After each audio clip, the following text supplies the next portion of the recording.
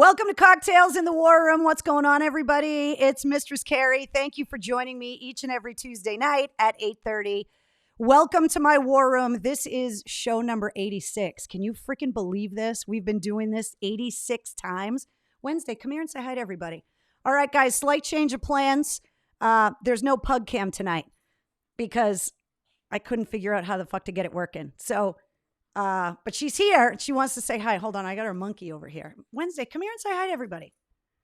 Come here. There she is. Hold on. Come here. Say hi. Everybody says hi. What's going on, everybody? So I got a lot to talk to you guys about. There is a lot of shit going on. And remember a while ago when I started in the war room and it was just my cell phone? And I said, eventually we are going to have technology and we're going to start to have guests and there's going to be all kinds of stuff. Well, we got guests tonight. It's unbelievable. Technology. It's almost like I know what the fuck I'm doing around here. So I have a lot of stuff to talk to you guys about. The first thing I want to do, Wednesday, come here, say hi. Nobody wants to look at your ass. I mean, maybe they do, but that's just weird. Come here. Say hi. There she is. Oh my God. Okay, so the first thing I want to do is I want to thank my sponsors tonight. I want to thank my buddy Jim at RPM because he has just been unbelievable. We are now, let me show you guys the list. We are now, welcome to phase 3, everybody. We are now here in Massachusetts in phase 3 of the coronavirus. That means movie theaters and outdoor performance venues are now open. So if you are creating an outdoor performance venue and you need somebody to make it sound really good, well, that's what Jim does at RPM Dynamics. So go to rpmdynamics.com and you can find out everything you need to know about installing a brand new audio system to make your outdoor venues sound good. Also, museums and cultural and historical sites are now open. Fitness centers and health clubs are open. Wipe down your friggin' machines, you disgusting sweaty slobs. Indoor recreational activities with low potential for personal contact are now open. I don't even know what that means. I guess you can have sex without a sheet. Professional sports with league approval can now hold professional sporting events in Massachusetts. However, there can be no spectators. And of course, as always, wear a mask. And our slogan here in the war room, don't lick anything weird and wash your damn hands. So welcome to phase 3, everybody. I also want to thank my friend Christine at Latini Creative Solutions, who has been so helpful with me getting the war room up and running. She designed which way is it? This way. She designed the Cocktails in the War Room t-shirts. She has helped me design just everything that I have needed. And if you are rebranding your business because of the virus, if you are looking to design new uniforms, if you're looking to redesign your website or your social media accounts, you got to call my friend Christine at Latini Creative Solutions, or you can just go to her website because she can help you look really good. So we got that going on. So I want to thank those guys for helping me with everything. I have another big announcement here. We are now up to 75 countries represented with the Mistress Carrie podcast. I want to welcome French Polynesia into the podcast family because I don't know who's there that likes rock music or bitchy purple-haired women from Boston, but people in French Polynesia are now downloading the podcast, which is unbelievable. So you guys are helping me go completely global because someone called somebody in French Polynesia and said, you got to listen to the Mistress Carrie podcast. So congratulations, guys, because now the tote board is up to 75 countries. All right, I told you guys last week that one of the things that I wanted to do in the war room every week now that there have been 4 episodes of the podcast, is before I announce who is going to be on the podcast this week, I wanted to talk to you guys about what you thought of last week's episode. And part of the reason why I want to ask you about last week's episode is that the movie, The Outpost, which came out on Friday, It didn't hit theaters here in Massachusetts because the theaters were closed. However, it was available anywhere you can get on-demand movies. So it was available on Amazon. It was available on Comcast On Demand, Apple TV, pretty much every place that you could find a movie. So the first thing that I wanted to do is to find out what you guys thought of the podcast. The guest last week was First Sergeant retired Jonathan Hill, who was one of the 53 Americans that took part in the Battle of Kop Keating in Afghanistan on October 3rd of 2009. Jeff says, incredible. I was tearing up. Movie was wow. Wendy says, amazing episode last week, says Jackie. It was so good. Holy shit. Love the podcast, says Emily. We need an episode with the creator of the Bag of Dicks, says Eric. Okay, the Bag of Dicks is something that we're going to have to explain to everyone as they come into the war room. Inside joke. It was very tough. Cried a lot during it. Absolutely amazing human being and hero, says Delana. Podcast was phenomenal. Thank you very much, Ron. Just signing on. Hey, Richard. We have one of our loyal war room guys, Richard Fitz, who is a proud Gold Star son who joins us every week in the war room. So we got to welcome him. Wish we could have done a question and answer session, says Melissa. Really, Melissa? Well, I did tell you that once we started doing the war room and we started having guests, that we were going to be able to do that kind of stuff. And what I want to do now, because I have a surprise guest, actually I have two surprise guests. All right, guys, I'm making you live. Everybody in the war room, please welcome the person that was the star of episode number 4, the Mistress Carrie podcast, First Sergeant Jonathan Hill, retired. And he also talked about his lovely girlfriend, Johnny, in the episode, talking about what a huge source of support she has been. And so John and Johnny are joining us in the war room. What's up, guys? Hi, guys. Hi, everybody. How are you? Thank you so much for doing this. Oh, it's my pleasure. We're very excited and very happy to be here. It's an honor. So you guys are in Texas, right? That's right. Well, Johnny, this is your first time getting grilled behind the microphone with me. John took care of it last week, but thank you for coming in and hanging out with us tonight. Well, thank you for the warm welcome. Very much appreciated. First thing I got to ask, what are you drinking? Because we have cocktails here in the war room. So cheers to you. Yes. Fantastic. So I have a comment list that is on my screen that you guys can't see, but it is going so fast that I can't even read it. So thank you to everybody that's joining us live in the war room tonight. They are sending you guys so much love, and they are just sending so many thank yous, obviously, for your service, John, but people that listen to the podcast, people that watch the movie over the weekend. I don't know if you can feel it in Texas, but there's a fuck of a lot of love coming your way from the war room tonight. So thank you.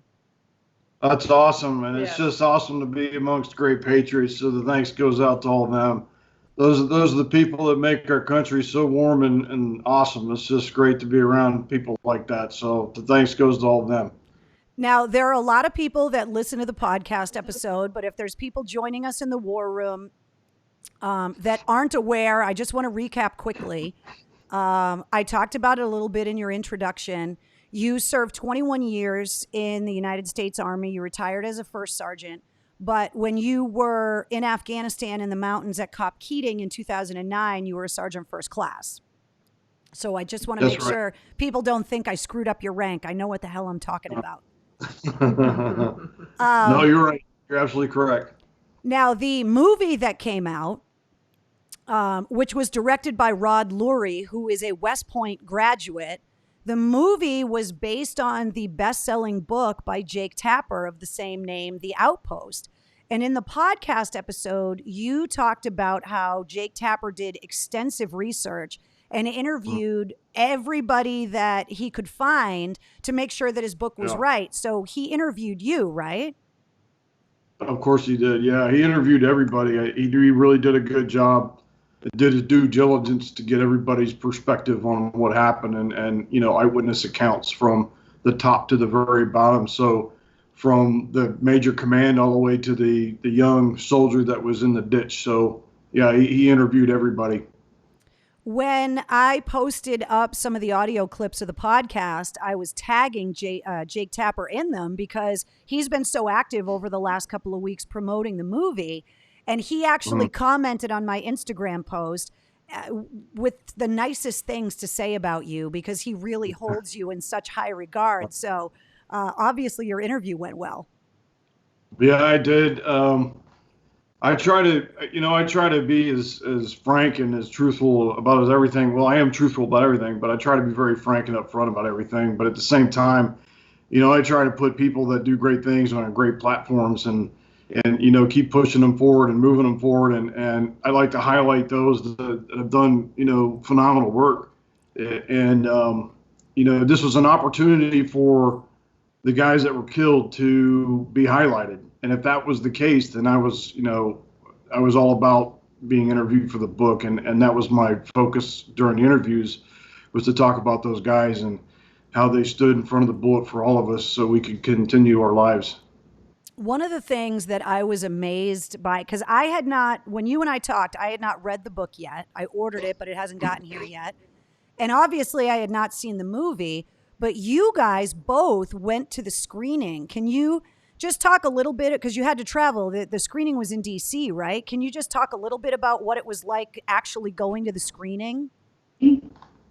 Well, for me, it was a little bit nerve-wracking because I was in a room full of Gold Star families who watched this movie in private because, it was probably a little easier for them to be amongst other Gold Star families to watch this film because they're watching how their loved one was killed. So and how, things were for everybody else that was there. And that was the most nerve-wracking. That was probably one of the hardest things I've done in a long time. Talking to someone that talking to a Gold Star family of a guy that was in your platoon, who I consider all of the people I've served with family, confronting them and embracing them is a very hard thing to do. But then to sit in a theater and share that moment with them was very, very difficult. For me, it was the scariest thing I've ever done in my life. Because I know John and I love John, I knew I was going to see the things that he had told me and see things he hadn't yet told me. And so watching the movie, I don't think I breathed for 2 hours. I held on white-knuckled to the seat. I never sat back and relaxed because of all the things that he's saying. There's people in that auditorium with us that, even though they know what happened to their family members, for them seeing it happen, this movie felt so real. There was no glamorization of being in the Army or being at war in this movie. So sitting there, my mind raced the whole time, thinking about all the people sitting around me. Are they okay? What can we do to make them better? What can we do to fix it? And there's really nothing we can do to fix it but love them and remember their people. She had squeezed my hand so hard at one point, I thought she was starting to break some bones. Yes. However, after the meeting, I got to spend a little time with the families, the most beautiful people in the world. And watching these people who have been through so much love this guy right here, the way that they were loving on him, was huge. And it was very healing for me. And I think there was some healing that happened for a lot of people, being together and seeing that and seeing how these 8 amazing heroes were honored during this movie. One of the things that that I did when I bought the movie, because it came with a lot of bonus content and I wanted to be able to kind of see everything that came with it. And it came with like a 30-minute behind the scenes documentary about how they made it. and the camera angles and how the cameramen were running with the guys to make you feel like you were really there. And what amazed me was that they filmed it in Bulgaria, and they filmed it in a quarry that did not have the mountains that you guys were surrounded by. So they had to add that stuff in. Looking at the movie, because I'm assuming you didn't go on set, right? That you saw for the first time the rebuild set when you saw the movie, right? Is that what it really looked like? Yeah. So I did have an opportunity to go out there, but I think that was a little overwhelming, and I wanted them to be able to do their job, and without getting in the way. I think the movie was pretty accurate to the setting that we were in. If you stepped out of a building, you look straight up a mountain, literally straight up a mountain. So we were in a valley, and I think the landscape was pretty dead on. It was very accurate. What the great thing about it is technology, because a lot of that is CGI. Mm-hmm. So technology is amazing, because you would never know that was CGI. When I watched it anyway, I was like, man, that really literally looks like the side of a mountain.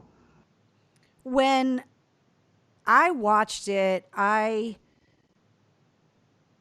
tried to, I knew how the story ended, obviously. I knew what had happened in the battle. So it was like, you're going into a movie like Titanic, where it's like you already know the whole story. You know what I mean? But you don't know how it happened. So watching that movie, you go, okay, I know what the story is. What I loved, and I want to get your take on it, was some of the personal interactions. Like, you had spoken so highly of Lieutenant Bunderman in the podcast, and then to get to see his interactions with your character and how he stepped up, and then just some of the interpersonal quiet moments with the guys. Did they get that part of it right too? I think for the most part that they did, yes. I think a lot of the personalities were spot on. Lieutenant Bunderman was just a young guy who was a lieutenant. I mean, he was just very young in the service, not many years. If I'm not mistaken, he had a degree in hotel management, and he rocked it. I mean, no one could have done it better than Lieutenant Bunderman. He did such a great job of organizing, commanding, moving, this, that, and the other, just phenomenal work. So you never know from guys and girls that from different walks of life and different professions will really wow you with what they can do in a moment's notice when life is on the line and things like that. Like I mentioned last time, it's like it's autopilot when your training just kicks in. But he did a great job. And everybody else's personalities pretty much matched, just because it was a really hard movie to watch, and everybody got like all these glamorous, awards and all this other kind of stuff, and everybody did a damn good job on the battlefield. Everybody, fought their ass off and did a great job.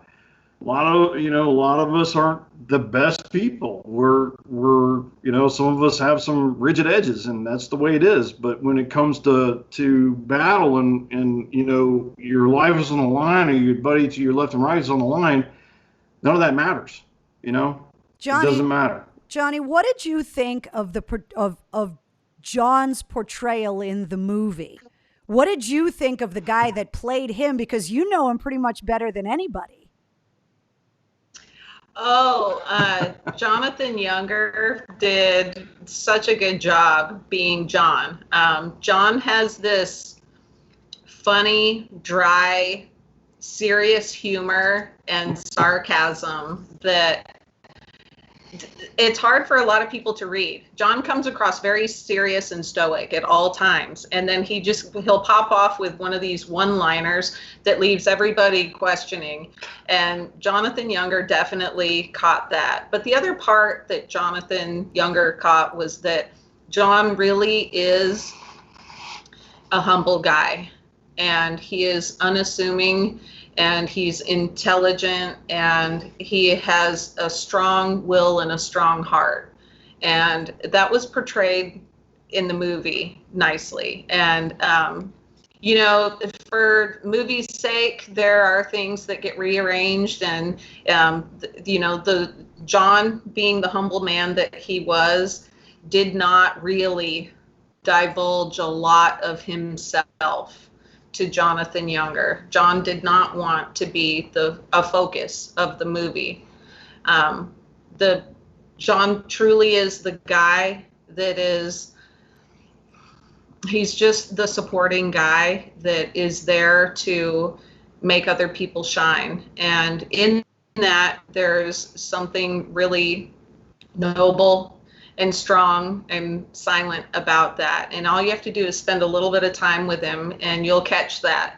So Jonathan Younger did portray him very well. And, he's a joyful person, he's a serious person, and he's a lot of fun. And he caught a lot of that. But he's just, if everyone in the way that I know him, the world would definitely be a great place, because he brings out the better in everybody. And so he's so uncomfortable right now. Look at him. He's like, I can't handle this. He is. And, that's the beauty of who he is that he really just wants to be the guy in the background, and he wants to see other people around him shine. And with his whole heart, the most important part of the movie was making sure that the 8 men that are his heroes were portrayed as heroes during that movie. And Jonathan Younger and Rod Laurie and the whole crew did an amazing job of portraying that and making sure the truth was out there. Jonathan Younger's a better looking man than I am, that's for sure. You said that in the podcast, and I had no idea what he looked like. And then when I was watching the movie, at first I was like, wait, is that him? Because he looks like you, but not really. And I was like, wait a minute, is that the right guy? Yeah. So interesting fact about Jonathan Younger is, what they try to do is they try to get people that were, actors that were familiar with the military, because that's very important. And then they actually had people come out there to be advisors that were actually former military, or they had some Rangers and all that kind of stuff. And they actually had some guys that had served in that battle go out there and be advisors. So one interesting thing about Jonathan Younger is one of the first things I asked him when we were talking on the phone, because he tried to pull as much information about me as he could, was, did you serve? And he said, yes, I did. And I was like, what branch did you serve in? Hoping to God he didn't say Marines. Just kidding. I kid. All the Marines are like, I know. I love Marines. No, you had really sweet things in the podcast to say about Marines, and we talked about that battling between the branches. Yeah, no, Marines are great. I love them. And but he served in the IDF. He was in the Israeli Defense Force. So that's huge props, because that's a really badass army. So he has my respect, that's for sure. One thing that I know with people in the military and their deployments, no matter how bad they were, there are lighthearted moments and funny times. And one of the funny things in the movie was the gun battle when the guy got stuck in the shower and comes out buck-ass naked returning fire. Did that really happen? Yeah. It actually happened. It happens more often than you think, because you don't have time to put your clothes on and run out there and to be in uniform. You're going to fight. So yes, it's happened. There have been guys and gals that have been fighting, and they're in their underwear or whatever the case may be. As a matter of fact, several years ago, there was a guy that had a picture taken, and I think it might have actually been in Afghanistan as well, where he was shooting. And he had his protective vest on and his Cobbler, and he was shooting, but he had a pair of he had white boxers with, I believe they were red hearts on them. And somebody captured that moment, and I believe that those underwear are in a museum. No way, really? Yeah, I believe so. But that's another funny moment. But yeah, that happens. I mean, there's a lot of lighthearted moments up there.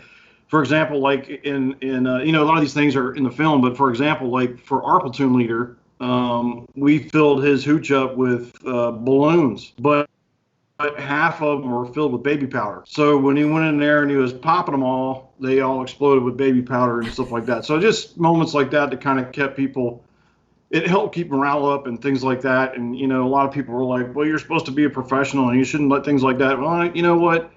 You got to have some humor and of things to lift the spirits of the guys. So I let them, clown around and have fun with each other. Practical jokes like that when you're in the mountains of Afghanistan require months of planning, because if you need something, you got to get somebody to send it to you in a care package. And then, so you're like, guys, I need baby powder and birthday balloons. And then you got to wait for the helicopter to show up with the care package with the balloons in it, or, the Santa hats or whatever it is that you guys are looking forward to over there. Are there any other memories that stand out for you like that? Yeah, there was another one. The credit goes out to Jory Brown and Eric Harder. And those two clowns were in my platoon, and they always refer to themselves as the Step Brothers, the movie Step Brothers. And they would always pull pranks on everybody. And usually it was the lieutenants that were on the butt end of the joke. But anyway, in the middle of the night, they took his shampoo and they emptied it out and they filled it with mayonnaise. Oh, I hate and they mayonnaise. called it fancy sauce. And they did things like put on underneath his sheets and between the mattress, they put a bunch of hand warmers one night, and then they put the air horn under his chair, and just all kinds of stuff. So it was a lot of fun. People are telling me in the comments that the guy with the heart boxer shorts was from Massachusetts. So we got to find out who that guy is, because we need to get him in the war room. Get him on the show. Yes, we got to get him in here. And then it's amazing. I got to watch that video. Yeah. No, it's a picture. Somebody just captured the moment.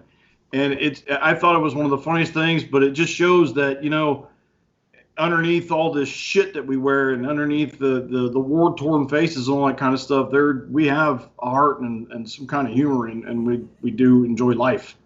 Did some people are asking, did you really put the goat in the lieutenant's room? Did that happen too? So that I had no part of that, but it did happen. Yes, it did happen. He woke up, turned over, and there was a goat tied to his bed. Yes. I love how your disclaimer's like, but I had no part of it. I had no. I had nothing to do. I just want to be known. I had no part of it. Yeah, I had a part in a lot of other things, but that was one that I didn't. I wish I could say I could take credit for that one, but no, that wasn't me. And then one of the things that I thought was amazing, and I'm glad that you and I talked and recorded the podcast first, was you talked about the fish song that you used to sing when you were deployed with your daughter, and they put that in the movie.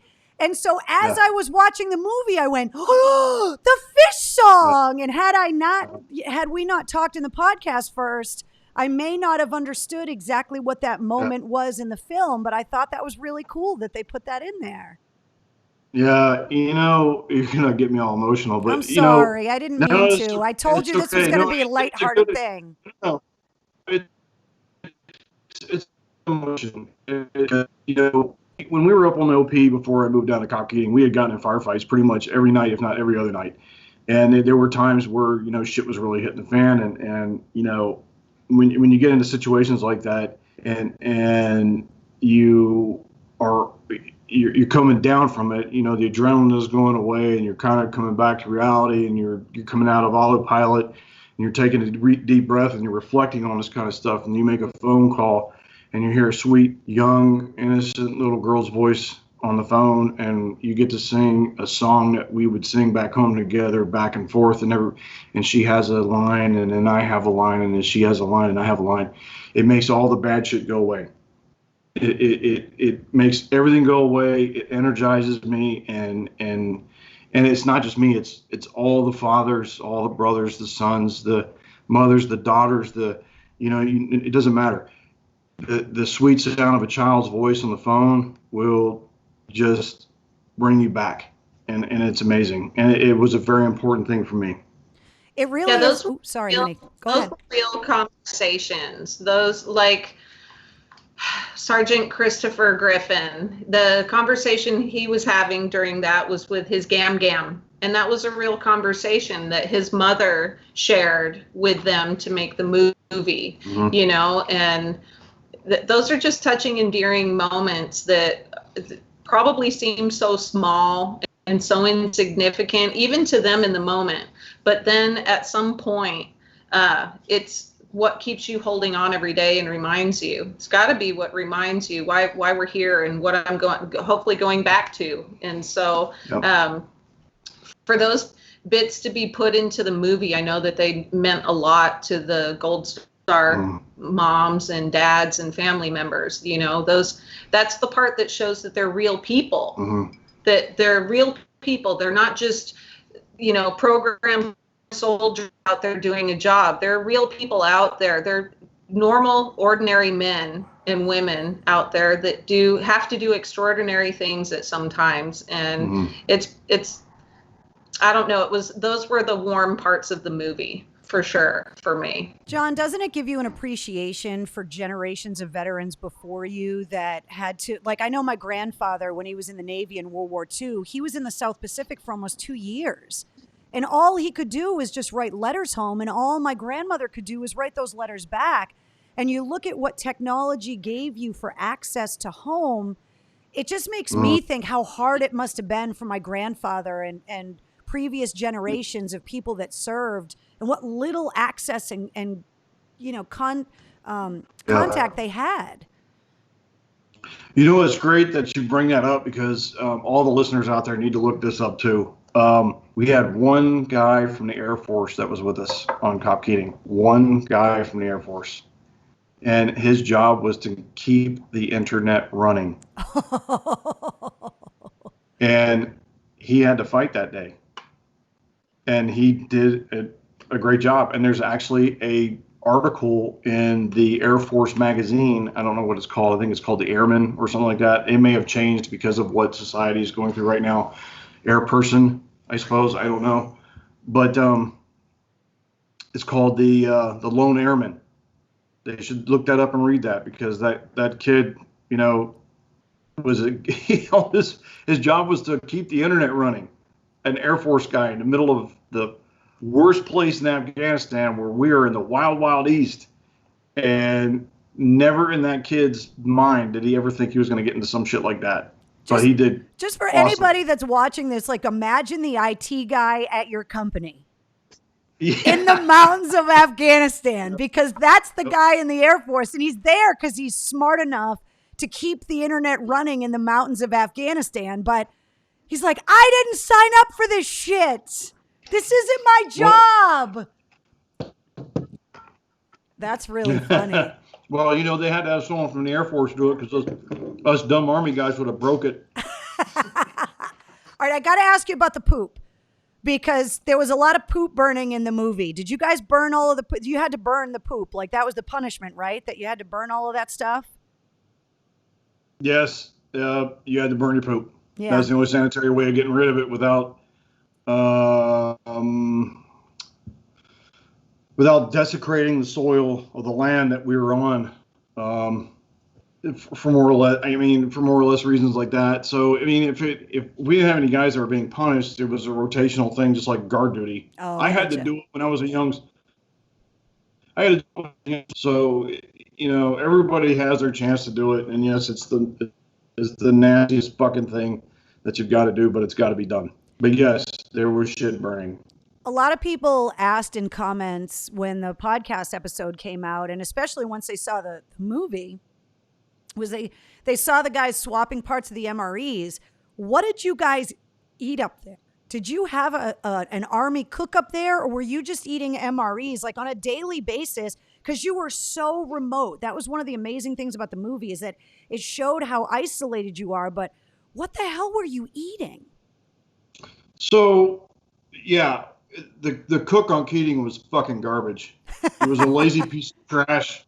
He was fat and stupid, and he didn't want to cook, and he wanted to spend all his days playing Xbox all day long. And then when he cooked something, it was always undercooked, and it made people sick. So a lot of the guys relied on packages sent from home that had snacks and stuff in it, or we would break open MREs and we would do, you know, whatever. some people like this, some people like that, and whatever, and everybody would kind of swap things around, and everybody was really good at sharing things when they were sent from home. We had such huge support from America on care packages. It was just phenomenal. You just did it again. A lot of people are commenting on one of the things that they love so much about the podcast is just how raw and open and honest you are. And as you're saying this stuff, Johnny's like, here we go. Here we go. And anybody that's ever spent any time with you, like, that's just how you are. You're unfiltered. And I appreciate that so much about you, is that you're just like, I'm not going to bullshit you. This is how I feel. This is what's going on. And there's so much of that in the podcast as well. And I think they captured that in the movie too, that they really kind of got exactly what Johnny was describing, that part of your personality. And I think they did a really good job with it. And you just did it again. And I was like, ha, there he is. That's the guy. Yeah, it happens. So one of the things that we didn't really talk too much about in the podcast, and now that I'm so excited that everybody here in the War Room gets to meet you for real, is now that you're home and you're retired, that you actually get to do normal things. Now, we did talk about your serious beard game, so I'm glad that everybody gets to see that magnificent beard that you were talking about in the podcast. But what are you doing now that you're home? Like, obviously, you can tell by what you guys are wearing, and I know you because I've ridden with you, that you guys ride. So everybody's asking about your bike. Oh, okay. So I have, I'm obviously a Harley Davidson enthusiast, and so is Johnny. She's been in the industry for almost 30 years. She's been working for Harley Davidson. 30 fucking years. That's a long time. That is some dedication. Time. That's right. Yeah. So I have two Harley Davidsons. I have a 1995 Dyna Wide Glide that's slammed, and then it's a rebuild project right now. And then I have a, what is it, 2018? 17. It's 2017 Road Glide Special. And so I'd love to get out and ride. We go ride as often as we can. It's kind of hard to do right now, considering, you know, when you ride, you want to stop somewhere to eat lunch or have a drink or whatever, but everything's fucking closed. You got to wear a mask. You got to do this, that, and the other. So a lot of our riding kind of consists of going like away away from the city and just enjoy the scenes and the landscape, and maybe go by the lake or something like that. And so that's a lot of what we do. So like I said, she works for Harley Davidson. What I do for a living right now is I actually work for a mental health company that gives mental health care to active duty veterans and family members. Which is amazing, because you were very upfront, and that was a part of the movie as well, is that mental health component of everything, and that you were so open about encouraging people to go through that. It really is a testament to your character, that for as rough and tough of a guy that you are, that you recognize that that's part of the process as well. And I thought that was really great when you were talking about that in the podcast, just how you were so open to say, yeah, it's part of the process, and you couldn't have gone through what we went through without getting some help when you got home. Well, mental health is a great tool, and I think everybody needs to take advantage of it. One of the hardest things that I find that young men and women have struggles with is getting through the doors to get that help, because there's a lot, and it's still out there. There's a really bad stigma, and it was more so. Oh, your dogs are going to be on the show now. Yeah. It's funny because my giant dog eats out of the little bowl and the little dog eats out of the big bowl. But anyway, so I think mental health is extremely important. And like I said, the stigma's still out there, not as bad as it used to be. But the reason why I'm so adamant about mental health is because many, many years ago, when I was deployed to a particular area, you know, we had a very hard, we had a platoon sergeant that got himself in a lot of trouble. I'll just say that. And it affected a lot of us. And so I went to get counseling, and then I was ridiculed for it. And I was told that I was a coward, I was a pussy, I was all this kind of shit like that. But I'm just like, no, that's not right, you know, because a wise man told me, is like, if you can't take care of this and you can't take care of yourself, you can't take care of your fucking soldiers. So ever since then, I've been a big advocate for mental health, and I want to help turn that stigma around to where you should be able to go get mental health, and you should be supported by your leadership, whether it's in a company, in the military, I don't give a shit where it's at or what you're doing. I think that if you're needing that help, you should go get it, and you should have that support, and you should have the privacy too, because it turns people around, it gets them into a better place in life, and it's needed. I still get counseling, and I don't give a fuck what anybody says about it. And I'll still get counseling because it helps me. It works for me. And that's the amazing. I mean, if you could see the comments that are coming through here, that people are just thanking you for just saying this stuff because it needs to be said, and you saying it holds a lot of weight because so many people, will go and get help or whatever, but they don't want to talk about it. And it takes a brave, selfless person to be like, fuck you, I need help, I'm getting it. Eat a bag of dicks, as we say in the war room. So big giant bag of floppy dicks. I want to let you in on one war room inside joke. There's a war room joke that we have that's called Blueberry Cobbler. And it's, oh no. Now I want to see if my Blueberry Cobbler story is anything like what you might be laughing about. So when I told you in the podcast that my experience in Afghanistan and yours couldn't have been more opposite. I was in the middle of the city most of the time. You were way up in the mountains, detached from everything. The base that I was on had, I forget, it was like 17 countries represented. There was a lot of contractors coming around. They had a little marketplace where people could go and get like souvenir kind of things and whatever. And then one of the businesses that was there was a massage parlor. And when you went to go get a massage, if you asked for the Blueberry Cobbler, you got that kind of massage. And all of the guys, Johnny's face is amazing. So all the guys that I was embedded with were begging me to go get a massage and ask for the Blueberry Cobbler because I was the only girl around and they wanted to know what would happen. And I was like, guys, I'm not going to get a Blueberry Cobbler. Like, it's not going to happen. And then like a week later, the MPs raided the place. And then like the next week, there was new girls in the massage parlor from a different country. And I never found out what the Blueberry Cobbler equivalent code word was before I left again. But when we started this whole war room thing, one of the things that I would do every night was tell either a story from one of my trips overseas, or I would show something that I brought back or some memento here in the war room. And Blueberry Cobbler is one of those stories that stuck so bad that it pops up in the comments. People just write Blueberry Cobbler and it just goes by in the comments. And it's gone by like 10 times already. So I wanted to loop you in so that if you guys go and watch this later, you're going to be like, what the fuck is going on with the cobbler? Like, why are they talking about Blueberry Cobbler so much? So that's what it is. I've never heard of the Blueberry Cobbler. I told you, our experiences in Afghanistan were very different. So I heard about it, but I never participated in anything like that because, like I said, I was out in the middle of nowhere with a bunch of dudes. So there was no Blueberry Cobbler happening up there. That's for damn sure. At least that I don't know of, for God's sakes. Oh my God, my stomach hurts. I'm laughing so hard. So that was just one of these, like, and it was because I was broadcasting on the radio from there. Like, it wasn't a story that I could really talk about.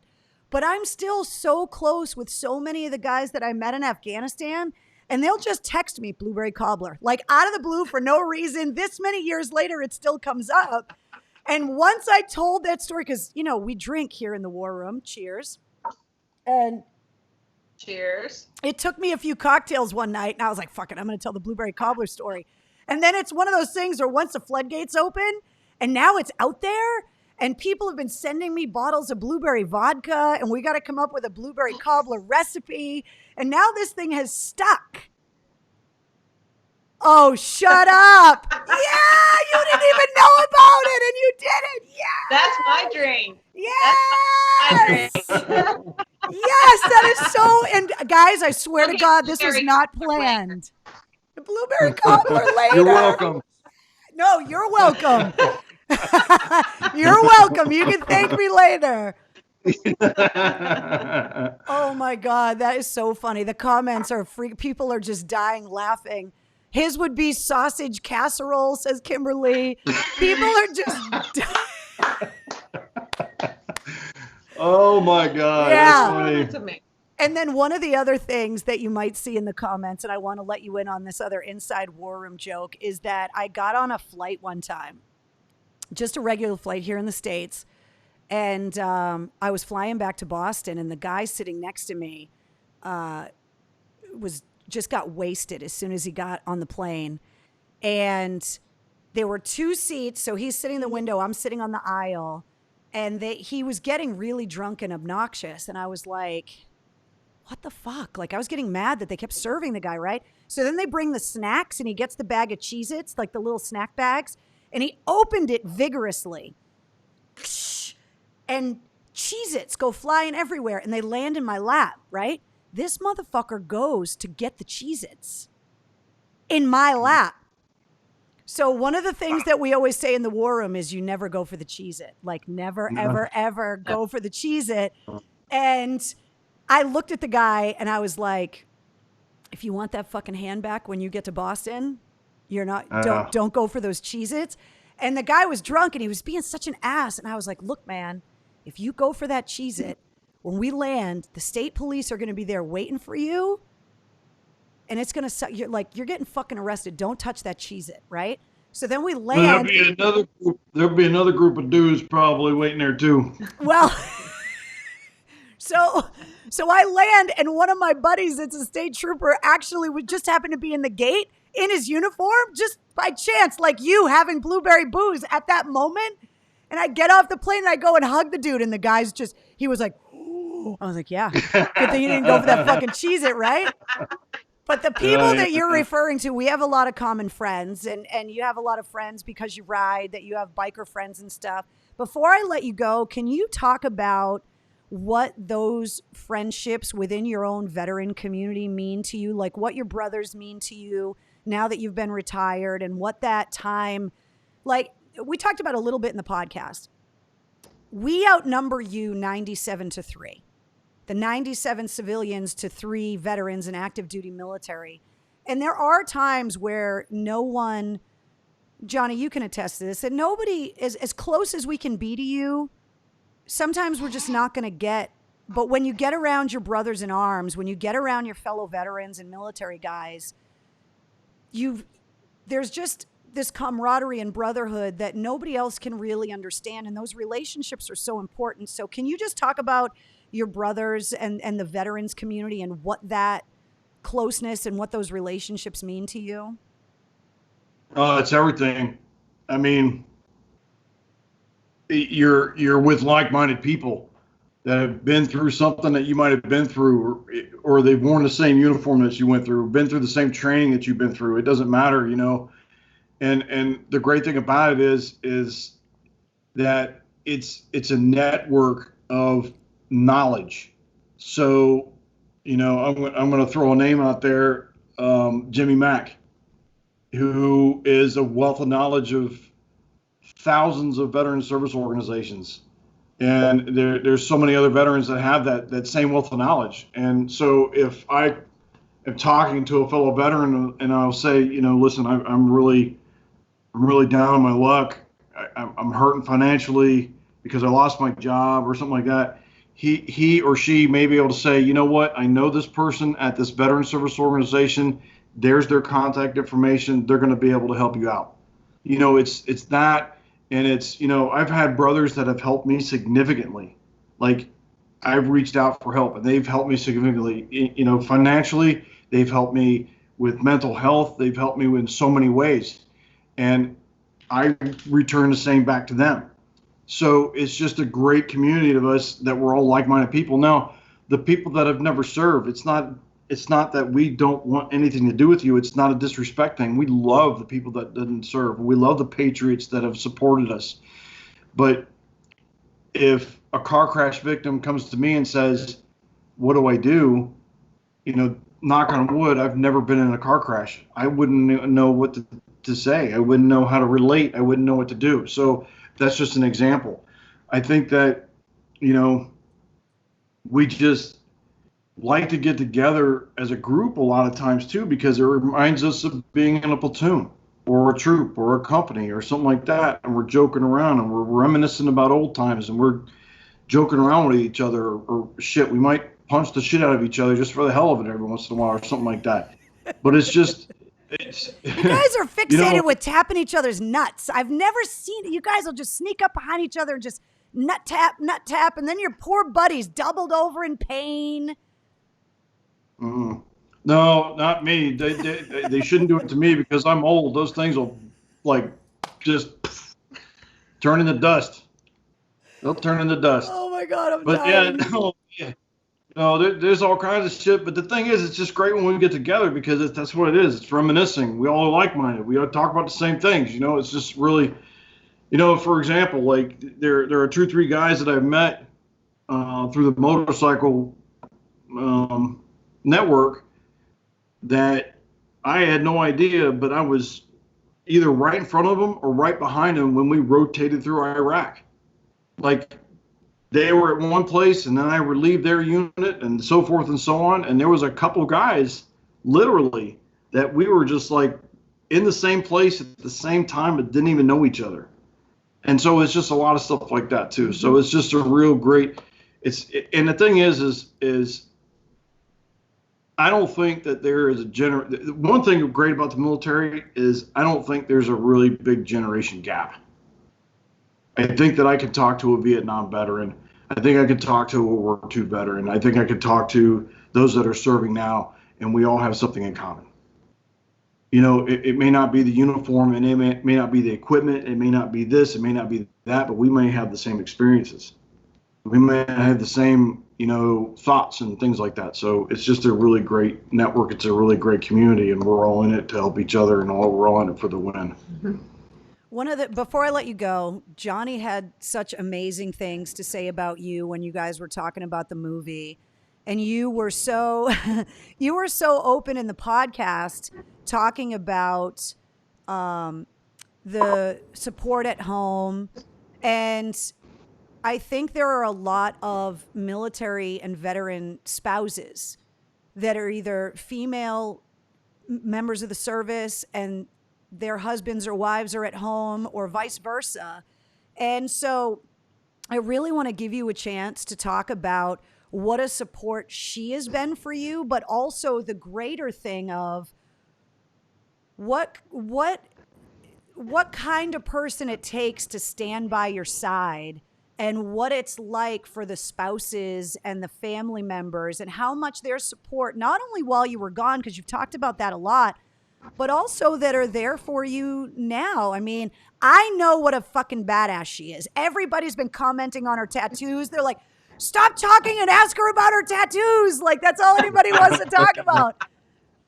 But can you just, before I let you go, can you talk about Johnny's support and the support of all of the spouses and partners that are standing by you and all your fellow veteran sides?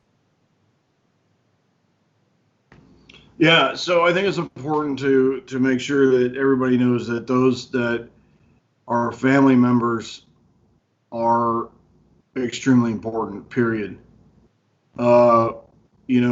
My ex and my kids were very supportive when I was deployed. It takes a very special family to be able to deal with the things that we deal with when we're deployed. Because here's the thing, what a lot of people don't understand is that the spouse picks up 100% of what goes on at the house when the service man or woman is deployed. They pick up the lawn mowing, they pick up keep the car running, they keep the entire house clean. It's supposed to be 50-50, right? But it's 100% now. So it's going to school, raising children, holding down a job. and having to do all those things at one time. So it takes a very special person, and I gotta, send a lot of respect to all the spouses out there, man, woman, whatever the case may be, that have gone through that or doing that now or whatever, because it's a lot of fucking things to deal with. It really is, and it's really hard on the children too. Really super hard on the children. And I know I shared on a podcast, but when your son, who's around 10 years old, and he looks at you in a car and he says, I don't want you to go to Afghanistan because I think you're going to die. I'm afraid you're going to die. In that moment when your child says that to you, you understand that it has impacted your family in more ways than one. Not just that you're gone, but up here as well. So it's important that families also take advantage of getting counseling as well. So a lot of post things, it's difficult too, because when we come back different. And we're not the same people. Some are, some are not. Everybody's mind and body reacts differently to all kinds of stuff. So I'm not saying that this is everybody's reaction. This is just mine in particular. Some have it worse, some have it better, some have it whatever. But for me, I changed a lot. And now that I'm with Johnny, she's having to, she comes from a military family also. Her dad was in the military, and so she does have a general idea of what that, more than a general idea. You have a lot of knowledge on what that's like. And I'll tell you, it's been amazing, because there have been times where I've had real struggles, and she just automatically knows how to deal with it. She knows when I'm having those nightmares. She knows when I'm having my bad days, and she knows when I'm having my good days, and she knows exactly what to do and say. Whether it's, I'm flailing around at night, instead of shaking me wildly and saying, what's wrong? It's just a gentle, hey, you're okay, wake up, whatever. Or there's many other things that I could say, but it's just been amazing. And it really takes a patient person to be able to deal with someone who has post-traumatic stress, or, their anxiety is firing through the roof because you're in a building full of people that just don't get it, and you just want to fucking leave because you're going to start looking like the Tasmanian devil in Walmart, and groceries are going all over the place. But it just takes a good person to do that, and everybody that has been a part of my life has been able to deal with things like that, and I'm thankful that she's been there to help me, and I'm thankful for everybody that's been there to support me in my life. And while we all go in different directions, I think that this is just important message to everybody, that we cannot forget about family members. Can't. They're a very important part of this whole veteran network. And if we're forgetting about them, then we're forgetting about everything, because they're giving it their all. And we can't forget that. So we've got to make sure and take care of those family members and those children and the grandchildren and the whole works. Before, I was going to let you go now, but my producer from Afghanistan, Mike, is commenting right now, and he had a great question because he's prior service as well. He said, are there any common identifying signs that a current spouse of a vet should look for to know when they may need some help? And that's a great question. See, he's bucking for a job, producer Mike. He came to Afghanistan with me. And now I think he wants to be the War Room producer and the podcast producer because he asks really good questions. No, it's supposed to be me. I'm taking that job. You can have that job, dude. You could kick his ass. I'm gonna let her answer that question, because she sees it. Obviously I can't see it unless I'm looking in the mirror, so I'm gonna let her answer that. Well, first of all, I'm going to address, in the movie, you'll hear the guys say, and I'm sure you, Mistress Carrie, have heard it several times. You can just call me Carrie, honey. It's all good. Embrace the suck.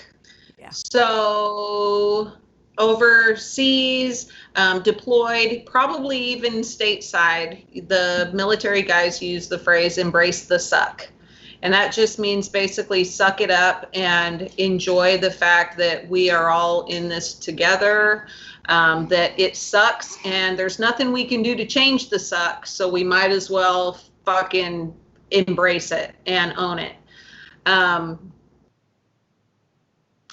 can only suck that John's family had to embrace while he was overseas, while he was in a place where they couldn't talk to him whenever they wanted to, when they knew that at any moment his life could come to a screeching halt. Embracing that suck is huge.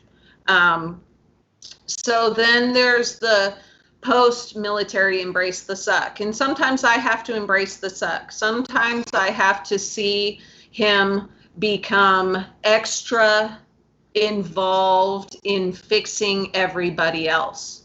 And when he becomes extra involved in fixing everybody else, that means he needs help. That means he needs something to focus his positive back on, because what he's doing is trying to take the spotlight off of himself, which is what he does, and which is what most veterans do. Is, I'm not going to talk about me, I'm going to talk about all these other guys that need help. I'm going to push these other guys to get help. I'm going to do whatever I can and invest myself into helping these guys. Usually for me, I can tell that means John is struggling. I can tell he has, he'll start to flail a little bit more at night. He'll become very short.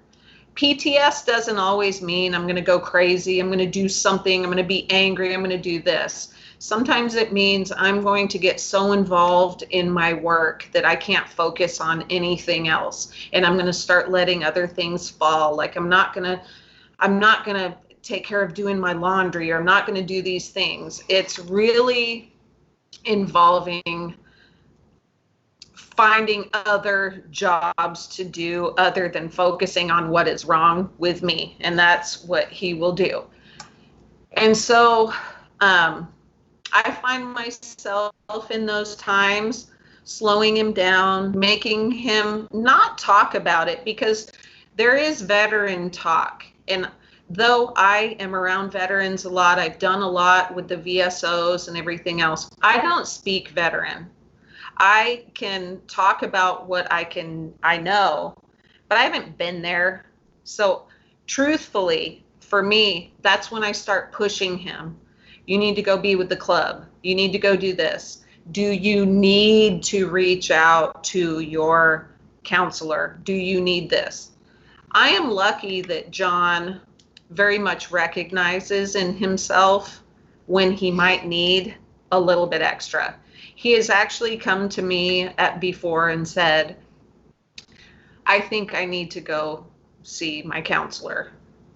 And it's funny because he'll come to me in a way like he's looking for permission for me to say it's okay for him to do that.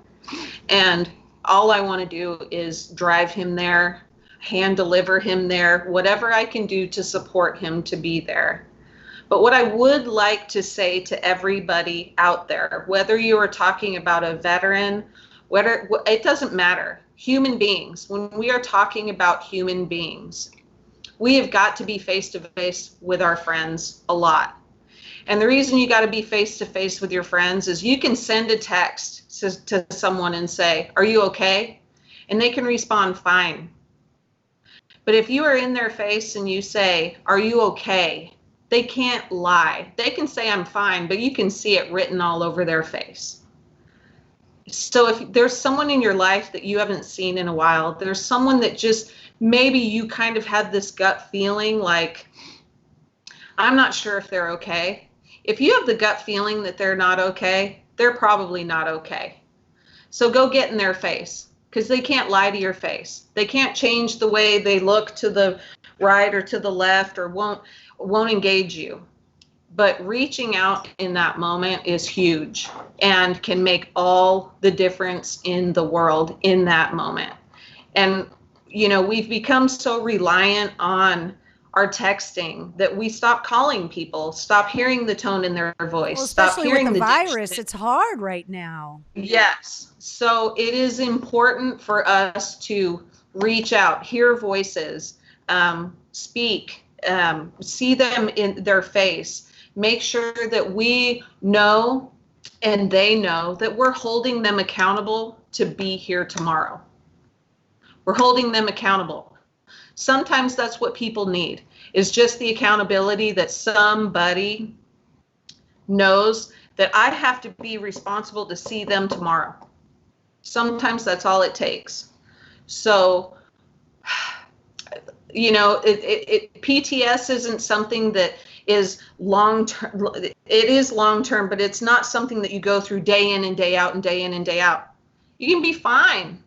And then you can be in a restaurant that becomes overcrowded, and there's people talking, and they're standing there waiting, and suddenly they're bumping into him over and over and over.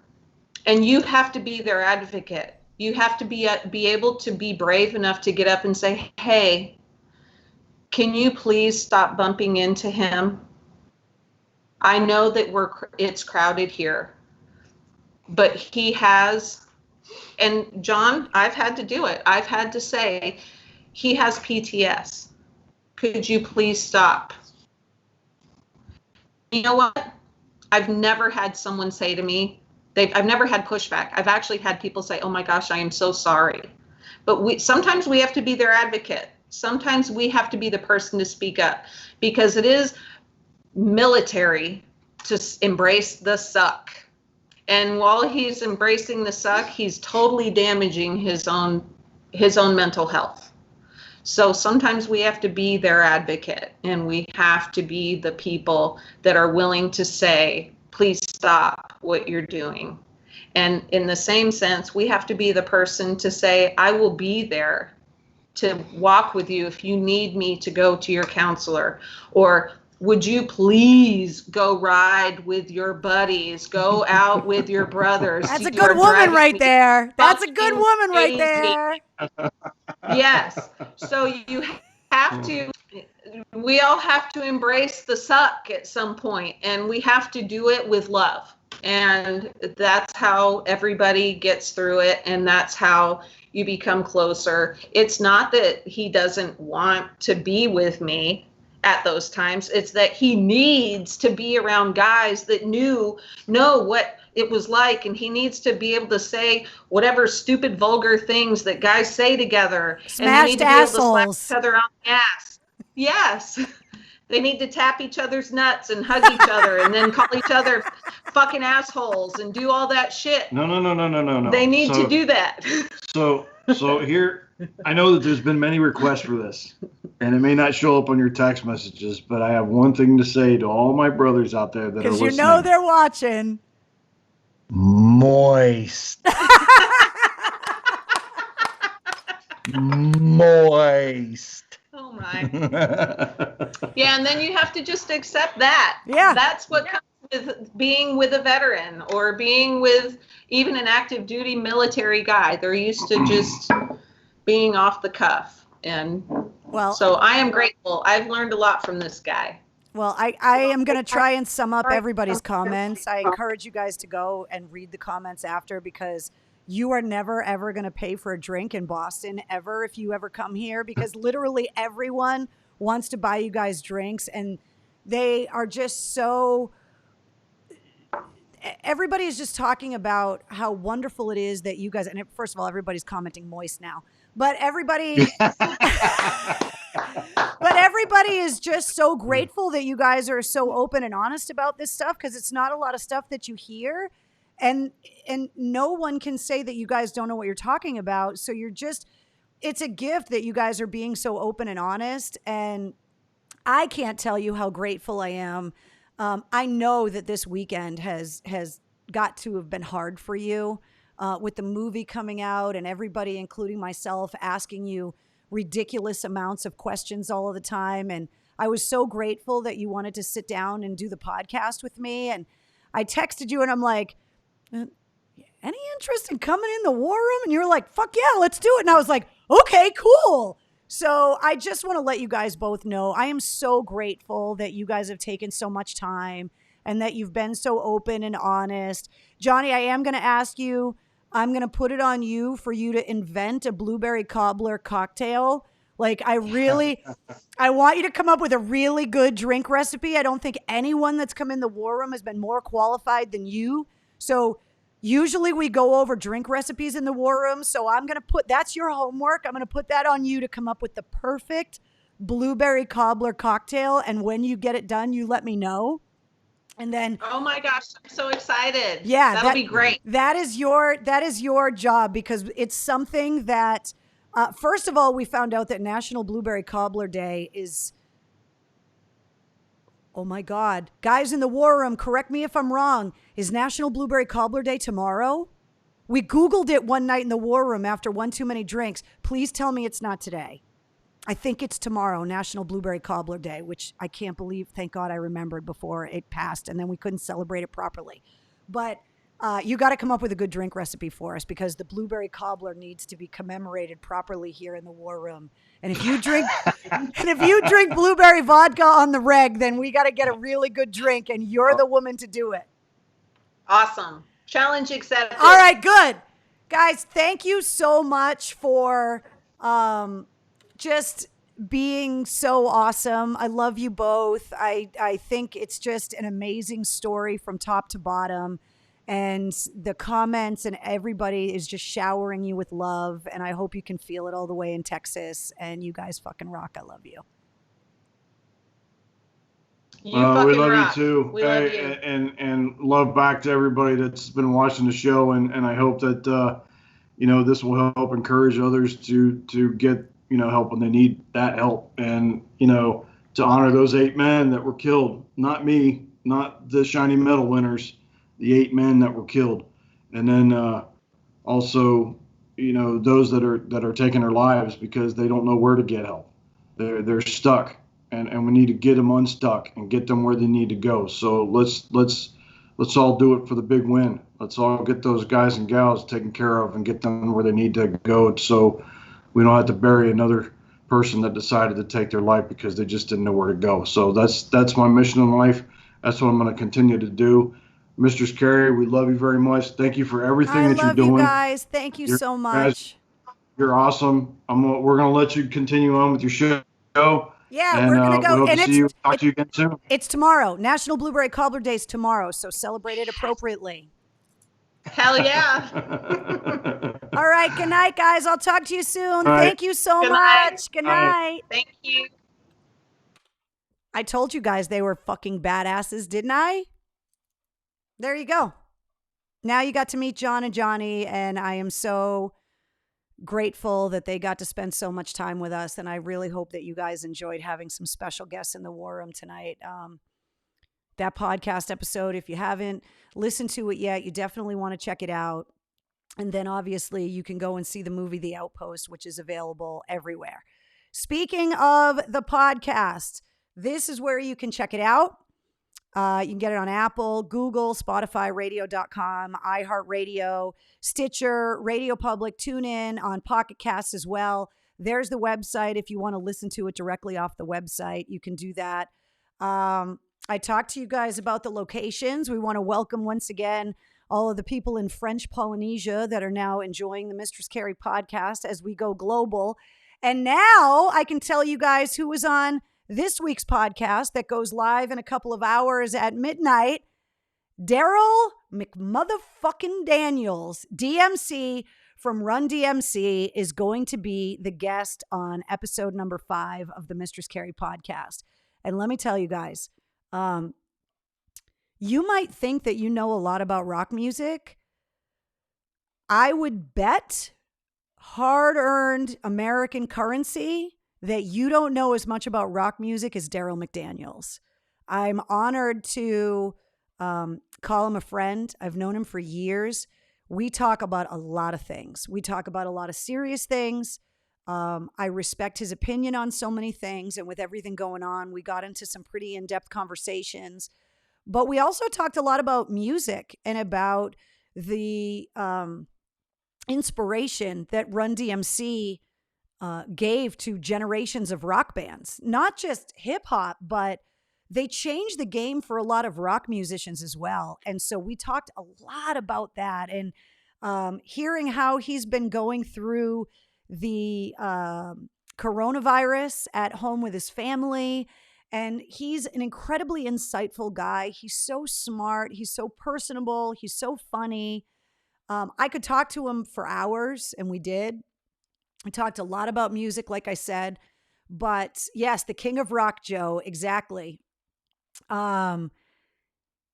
Amy says, "Whoa, that's great. Didn't see that one coming." I know. I told him that in the podcast that he and I are like the perfect odd couple, that no one would expect the purple-haired, girl that grew up in the suburbs of Boston to be friends with the king of rock, and that's the beauty of music. This is actually one of the conversations we have in the podcast, is that our shared love of music is so strong that's how we forged this friendship that we've had for years now. I sought a lot of advice from him, career advice. He gave me a lot of very sage advice as well. And he's one of a kind. If you grew up loving Run DMC, he talks a lot about the early days. He talks a lot about Jam Master Jay. And I think you're going to learn a lot of things, that if you grew up listening to Run DMC, you're going to learn some things in this week's podcast. And if you never grew up a fan of Run DMC, I think if you listen to this episode, you're going to find a newfound respect for Darryl Mcdaniels, because he is still flying the flag of rock and roll. And his take on a lot of the things that are happening currently is something that I think we can all learn something from as well. I'm so excited for you guys to hear him. He is amazing. And this week's podcast is fantastic. So that is the guest. Sorry, I keep touching my face. That is the guest on episode number 5, is Darryl Mcdaniels from Run DMC. So subscribe to one of these podcast outlets. If you know somebody that's in one of these countries that's still grayed out, we got to get them to join the party of the podcast as well. I got a couple more things. I know we're running late, but I got a couple more things I got to talk to you guys about. First of all, we got mail call, and I went to get the mail today, and I got a gift from Amanda, and I want to thank Amanda for it. It says, "Hey, Mistress Carrie, enjoy your gift from Amanda, an OG from the War Room." So Amanda sent me these ice molds, right, that are shaped like skulls, and even the back is molded so that when they freeze and you peel them out of the ice mold, you get perfect skulls in your cocktails. And that, they're kind of melted now, obviously, but that's what's been in my mug all night, is that I've had frozen skulls in my War Room drink tonight. So I want to thank Amanda for that. So thank you so much. So there's the mailing address right there if you need it. Mail call number 2 tonight. We got a request from a fellow War Room member. She is asking for birthday cards. Her father-in-law, Clarence Thornton, just turned 99. And he used to go to the VFW all the time. And between being 99 years old and obviously the virus, he hasn't really left the house all that often. He is a World War II veteran. He just turned 99. And she reached out and said, "Hey, do you think you could ask everybody in the War Room if they could send my father-in-law some birthday cards?" And I thought, you know what? We can do that. So there's the address. I put it up on the screen so you guys can write it down. But that is the picture of Clarence in his heyday in World War II. And I thought that if I could get you guys to send some birthday cards, that it would make Clarence's day. You know, John and Johnny talked about it, about the need for connection and interpersonal relationships right now. And it's something that we can all relate to. But if you were 99 years old and you're a veteran and you're not able to kind of go to the VFW and hang out with your buddies anymore,